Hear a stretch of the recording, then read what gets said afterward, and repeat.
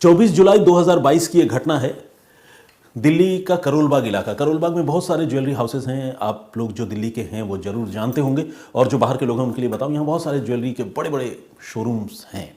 तो इन्हीं में से एक शोरूम है जिसका नाम है लाल ओम प्रकाश ज्वेलर्स, और काफ़ी मशहूर है, काफ़ी नाम है इस ज्वेलरी शॉप का। इसी ज्वेलरी शॉप में 24 जुलाई को एक कस्टमर आया, और उस कस्टमर ने कहा कि उसे कुछ एंटीक किस्म की ज्वेलरी देखनी है जो इजीली अवेलेबल ना हो, दुर्लभ किस्म की हो। चूंकि ओम प्रकाश ज्वेलर्स इस तरह के यूनिक आइटम में डील करते हैं, तो उन्होंने अपना पूरा पिटारा खोलकर कस्टमर को दिखाना शुरू कर दिया। इस कस्टमर ने अपने चेहरे पर नकाब लगा रखा था, मास्क, जो कोविड वाले मास्क होते हैं वो। तो किसी ने उस पर बहुत ज़्यादा शक भी नहीं किया, और ये लगातार एक से बढ़कर एक ज्वेलरीज के बारे में पूछताछ करता रहा, तरह तरह के बातें बनाता रहा और ज्वेलरी देखता रहा। लंबे वक्त तक ये देखता रहा, और जिस तरह से इसके हाव भाव थे, जिस तरह से इसका बॉडी लैंग्वेज था, उसे देखकर दुकान के लोगों को हर बार ये लगा कि ये कोई बहुत ही रईस आदमी है जो इस तरह की ज्वेलरी खरीदने के लिए पहुंचा है। कहने का मतलब ये कि दुकान वालों को एक बार भी उस पर शक नहीं हुआ। खास बात तो ये भी है कि एक बार जो दुकान का कामगार है या सर्वेंट कह लें, वो पानी लेकर आया और इस कस्टमर को पानी पिलाना चाहता था, लेकिन कस्टमर ने पानी पीने से इनकार कर दिया, ये कहते हुए कि उसे बाहर का पानी जो है वो सूट नहीं करता है।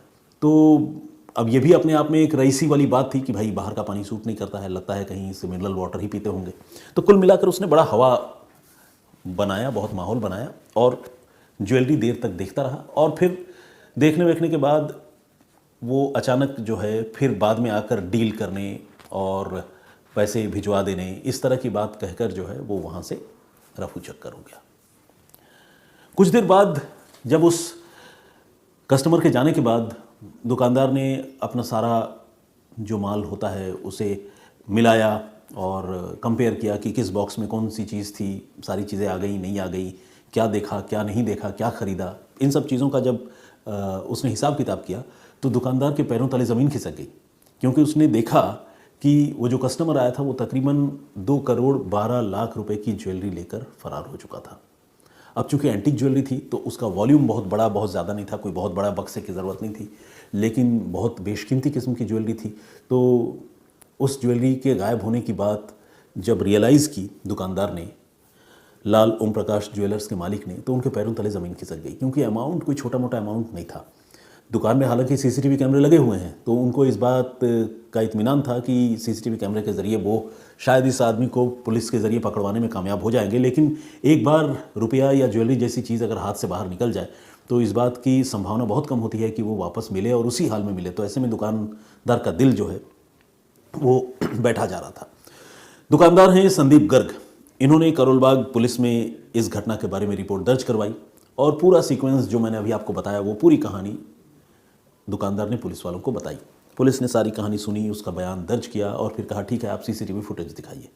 सीसीटीवी फुटेज में बिल्कुल वही सारी बातें थी जो सारी बातें संदीप गर्ग ने पुलिस को अपने बयान में बताई थी, यानी डिल डॉल, हुलिया, चेहरे पर नकाब लगाकर उसका आना, ज्वेलरी देर तक देखना, पानी पीने से इनकार कर देना, करोड़ों की बातें करना और चुपके से फिर ज्वेलरी खिसकाकर छिपाकर फरार हो जाना। इस तरह की बात जो है सीसीटीवी फुटेज में भी नज़र आ रही थी। लेकिन पुलिस के लिए सबसे बड़ा चैलेंजिंग टास्क ये था कि इस आदमी की पहचान कैसे की जाए, क्योंकि जब तक आप चोर को पहचानेंगे नहीं तब तक चोर को गिरफ्तार कैसे करेंगे। और चोर की पहचान इसलिए मुश्किल थी क्योंकि उसने अपने चेहरे पर मास्क लगा रखा था।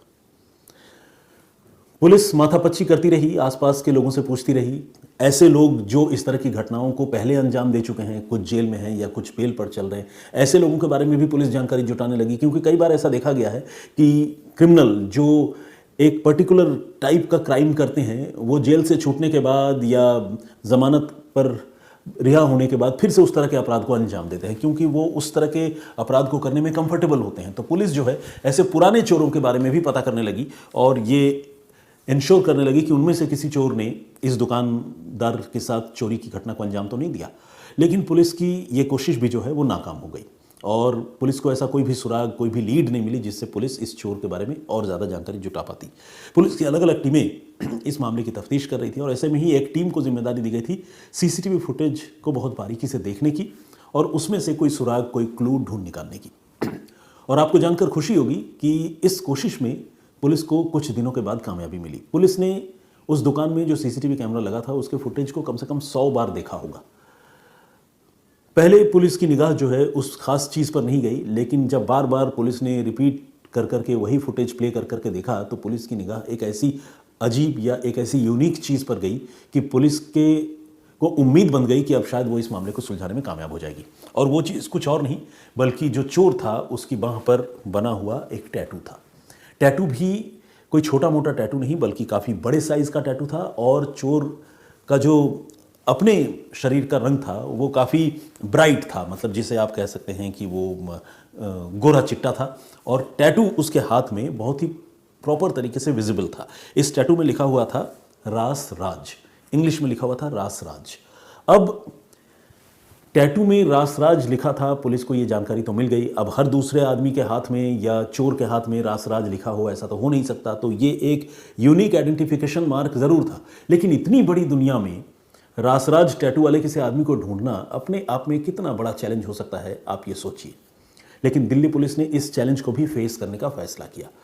हुआ ये कि पुलिस ने जब इस दुकानदार से जो चोरी की वारदात का शिकार हुआ था उससे जब बातचीत की तो उससे बातचीत करने के बाद पुलिस को इस बात का एहसास हो गया कि ये जो रासराज नाम का आदमी है ये भी ज्वेलरी का बहुत अच्छा जानकार है। मतलब सिर्फ कोई एक कस्टमर या कद्रदान जैसा होता है ये वैसा नहीं था, बल्कि ये ज्वेलरी का माहिर भी था, एक्सपर्ट भी था। क्योंकि जिस तरह के सवाल उसने लाल ओम प्रकाश ज्वेलर्स के एम्प्लॉयज़ से पूछे थे, जिस तरह उन ज्वेलरी को टेस्ट करने की, देखने की, उसके खूबियों और खामियों के बारे में जो बातचीत की थी, उससे ज्वेलरी शॉप ओनर को ये लग गया था कि ये आदमी भी ज्वेलरी का अच्छा खासा जानकार है। और ये भी जो इन्फॉर्मेशन थी ये जानकारी पुलिस को मिली। अब पुलिस के पास दो ऐसी चीज़ें थी जिसके ज़रिए पुलिस को इस चोर का पता लगाना था। एक तो रासराज का टैटू और दूसरा उस चोर का ज्वेलरी का जानकार होना।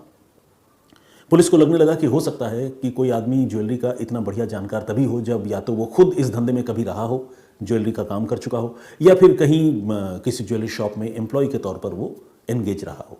अब इसी इरादे से पुलिस ने सिर्फ करोल बाग नहीं बल्कि करोल बाग के आसपास की जो और इलाके हैं उन इलाकों में जितने ज्वेलरी शॉप थे उन सारे ज्वेलरी शॉप में इस रासराज टैटू के हवाले से उस आदमी के बारे में जानकारी जुटाने की शुरुआत की। तकरीबन 500 ज्वेलरी शॉप दिल्ली पुलिस ने छान मारे और उस रासराज टैटू का हवाला देकर हर दुकानदार से, एम्प्लॉयज से, अपने मुखबिरों से उस आदमी के बारे में पूछताछ की। जब उस आदमी के बारे में काफ़ी पूछताछ हुई तो इस पूछताछ का नतीजा सामने आया जो बहुत सकारात्मक था।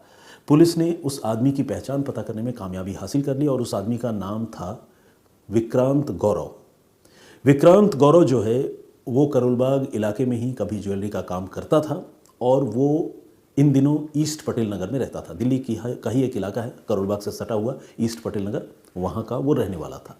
जब ये जानकारी पुलिस को मिली तो इतनी इन्फॉर्मेशन काफ़ी थी। पुलिस की एक टीम फ़ौरन ईस्ट पटेल नगर में उस पते पर पहुंची जिस पते पर उसके रहने की बात सामने आई थी। लेकिन वहाँ जाकर पुलिस को निराशा हाथ लगी, और निराशा भी मामूली नहीं, ठीक ठाक निराशा। उसकी वजह यह है कि पुलिस को वहाँ जाकर पता चला कि ये तो किराए का मकान है और इस मकान में अभी नहीं 4 साल पहले विक्रांत गौरव नाम का कोई आदमी रहा करता था। अब हाल के दिनों में अगर कोई किराए का मकान छोड़कर जाए तो उसके बारे में कुछ जानकारी पुलिस जुटा भी सकती है, लेकिन 4 साल पहले कोई रह कर गया था तो उसके बारे में जाहिर सी बात है जानकारी पता करना ज़्यादा मुश्किल है। लेकिन दिल्ली पुलिस ने वहाँ जो मकान मालिक है उससे पूछताछ की, आसपास के लोगों से पूछताछ की, और चूंकि ये पता चल गया था कि उसका ज्वेलरी का काम था तो और उसके बारे में अलग अलग लोगों से पुलिस जानकारी जुटाती रही। और उसका जो पुराना मोबाइल नंबर है, 4 साल पहले जो मोबाइल नंबर को वो यूज़ किया करता था, वो मोबाइल नंबर समहाउ पुलिस पता करने में कामयाब हो गई। और ये पुलिस के इन्वेस्टिगेशन में एक बड़ी लीड थी, मतलब एक और बड़ी कामयाबी थी। जब वो नंबर पता चल गया तो पुलिस ने उस नंबर के ज़रिए इस विक्रांत गौरव के लेटेस्ट मोबाइल नंबर की जानकारी निकालने में कामयाबी हासिल कर ली। यानी जो आदमी उस नंबर को यूज़ कर रहा था उससे पुलिस ने विक्रांत गौरव या फिर उस नंबर के प्रीवियस ओनर के बारे में पूछताछ की तो पता चल गया कि प्रीवियस ओनर कौन था, उसका नया नंबर क्या है। तो इस तरह से एक एक कड़ियाँ जोड़ते हुए पुलिस को विक्रांत गौरव के रीसेंट मोबाइल नंबर के बारे में भी जानकारी मिल गई। अब पुलिस को इंतज़ार था उस मोबाइल नंबर को सर्विलांस पर लगाने का और विक्रांत गौरव को पकड़ने का। पुलिस ने सर्विलांस पर लगाया, लेकिन पुलिस ये देखकर थोड़ी परेशान भी हुई कि वो दिल्ली में नहीं है, दिल्ली से दूर अमृतसर में है। अब दिल्ली पुलिस की एक टीम फ़ौरन अमृतसर पहुंची और उसके मोबाइल फ़ोन के लोकेशन को ट्रेस करते हुए बिल्कुल पिन पॉइंट तरीके से उसकी घेरेबंदी करने के बिल्कुल करीब आ गई, कगार पर आ गई। और चूंकि वो चोर जो था वो इतना शातिर था, अब तक की मोडस ऑपरेंडी सुनकर आप समझ ही गए होंगे, उसने सेंस कर लिया कि पुलिस की टीम उसे घेरने आ रही है और वो अपने घर से गाड़ी लेकर निकल गया। अमृतसर में जहाँ पर ठहरा था वहाँ से गाड़ी लेकर निकल गया और तकरीबन 40 किलोमीटर तक वो फरार होता रहा, भागता रहा और पुलिस की टीम 40 किलोमीटर तक उसका पीछा करती रही। और आखिरकार पुलिस की टीम ने विक्रांत गौरव नाम के इस चोर को गिरफ्तार करने में कामयाबी हासिल कर ली। शुरू में उसने इनकार किया, लेकिन पुलिस ने जब उसका सबूतों से सामना करवाया तो वो टूट गया और उसने मान लिया कि हाँ, उसी ने लाल ओम प्रकाश ज्वेलर्स से 2 करोड़ 12 लाख रुपए की ज्वेलरी चुराई है। अब उसकी निशानदेही पर पुलिस ने वो पूरी की पूरी ज्वेलरी जो है वो सही सलामत इंटैक्ट बरामद कर ली। ये अपने आप में एक बड़ी कामयाबी थी। अब पुलिस ने उससे पूछा कि भाई क्या मामला है, तुमने क्यों चोरी की, क्या तुमने पहले कभी चोरी की है? तो पता चला कि नहीं, वो उसने पहले कभी चोरी नहीं की। उसने बताया कि पहले उसका करोल बाग के इलाके में खुद ही जेवर का यानी ज्वेलरी का काम था और बड़ा काम था, लेकिन उसे इस कारोबार में काफ़ी घाटा हुआ और घाटा भी किसी कस्टमर की वजह से नहीं बल्कि खुद अपने ही पार्टनर की वजह से हुआ। उसने बताया कि उसका पार्टनर जो है उसे धोखा दे गया और उसे 4 करोड़ रुपए का चूना लगा गया। 4 करोड़ से ज़्यादा का माल लेकर वो दिल्ली छोड़कर कनाडा चला गया। विक्रांत गौरव जो उन दिनों इसके दावे के मुताबिक एक ईमानदार आदमी था, ईमानदारी से धंधा कर रहा था, उसे जब पार्टनर ने इतनी बड़ी चोट दी तो वो करोड़ों रुपए के घाटे में आ गया, लॉस में आ गया और फिर उसे अपने रुपए जो है रिकवर करने के लिए और लोगों को चुकाने के लिए, क्योंकि बिजनेस में लोग लोन भी लेते हैं, चुकाने के लिए उसे अलग अलग लोगों से और जगह से पैसे वसूलने पड़े। वसूलने क्या मतलब, मांगने पड़े। इस तरह से वो कर्ज के जाल में बुरी तरह से घिर गया। उसका दुकान कामकाज सब बंद हो गया, उसका मकान बिक गया और एक तरह से वो सड़क पर आ गया। इसके बाद उसे लगा कि अब जब सीधे तरीके से रातों रात इतने पैसे नहीं कमा सकता तो फिर उसने तय किया कि अब वो चोरी करेगा। चूंकि उसे ज्वेलरी की अच्छी खासी समझ थी, जानकारी थी, तो उसने एंटीक ज्वेलरी चुराने का प्लान किया और इसी प्लानिंग के तहत उसने लाल ओम प्रकाश ज्वेलर्स पर धावा बोला और 24 जुलाई के रोज़ वहाँ से ज्वेलरी सरका कर गायब कर वहाँ से फरार हो गया। लेकिन इसके बाद पुलिस ने जिस तरह से इस मामले की तफ्तीश की और जिस तरह से वो विक्रांत गौरव तक पहुंची, वो अपने आप में एक नज़ीर है और इस तरह के इन्वेस्टिगेशन के बारे में सुनकर हमेशा ही अच्छा लगता है और पॉजिटिव फीलिंग आती है। तो मुझे लगा कि ये कहानी मुझे आप लोगों को ज़रूर बतानी चाहिए। लेकिन इस कहानी को ख़त्म करने से पहले आप लोगों से बस एक बात जानना चाहूँगा कि विक्रांत गौरव ने जो किया, देखिए विक्रांत के साथ जो हुआ वो तो बहुत ही गलत हुआ, लेकिन विक्रांत गौरव ने जो किया उस पर आपकी राय क्या है? क्या रातों रात अमीर होने के इस तरीके को अप्रिशिएट किया जा सकता है? कई लोग ये कह सकते हैं कि भाई उसके साथ जब बुरा हुआ तो उसने भी दुनिया के साथ बुरा कर दिया, लेकिन क्या इस तर्क को स्वीकार किया जा सकता है? आप क्या सोचते हैं एक शरीफ कारोबारी के अचानक ज्वेल थीप बन जाने के इस फैसले पर? आप अपनी राय हमें लिखकर ज़रूर बताइएगा।